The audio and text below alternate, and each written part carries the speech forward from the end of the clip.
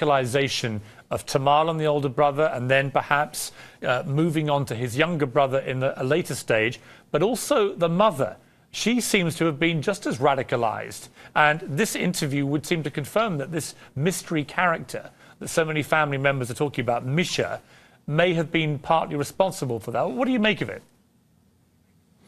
Well, he sounds so far like a charismatic recruiter. He shows up, explains the real Islam, explains that jihad is obligated on a course for a true Muslim, and may have even invited the elder son back to Dagestan. We just don't know that yet.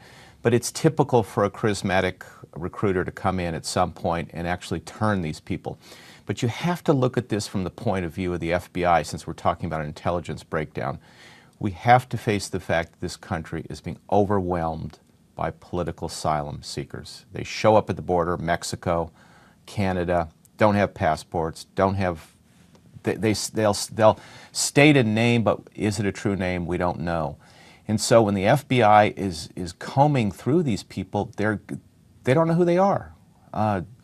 They may not know who Misha is at this point.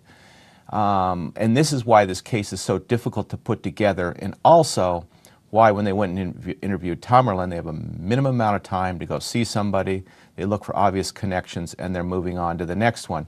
The question is putting all these dots together. Did the FBI agent in Boston responsible for Tamerlan know that he went to Dagestan? Apparently, according to Homeland Security, the FBI was not pinged when he returned back from Dagestan, as I understand it, which is the failure here.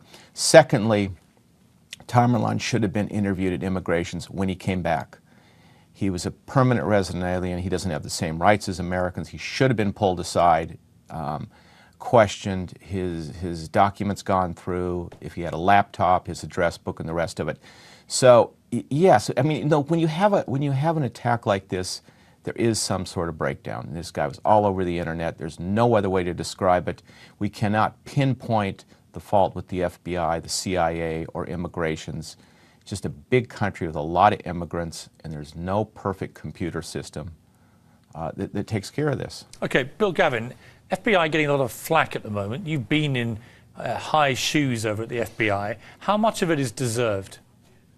I think we have to trace it back, Piers, to say, how did this whole thing start? Being Chechens, the Russians have pretty good coverage of everybody's phone in their country, and particularly Chechnya.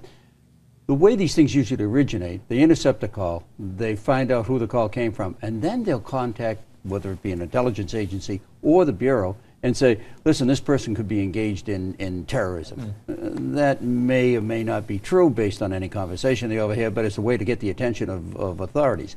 So the FBI does the backgrounds. They do whatever they can on the computer and whatnot, and they'll do some interviews. If there's no red flags that go up, this is a very difficult point of view, because there's nothing much they can do. It's a democracy, and they have to be careful about how they handle it.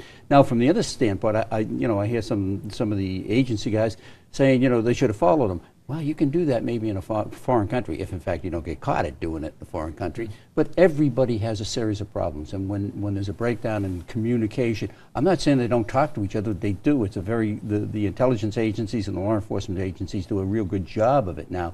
But in the past, there have been some problems. But now there doesn't seem to be a problem. It's just one of those things that nobody knew that this guy came back into the country at Chattanooga. When he were we asked to interview him again? Don't know. I don't know the answer to that. I don't think it remains a mystery.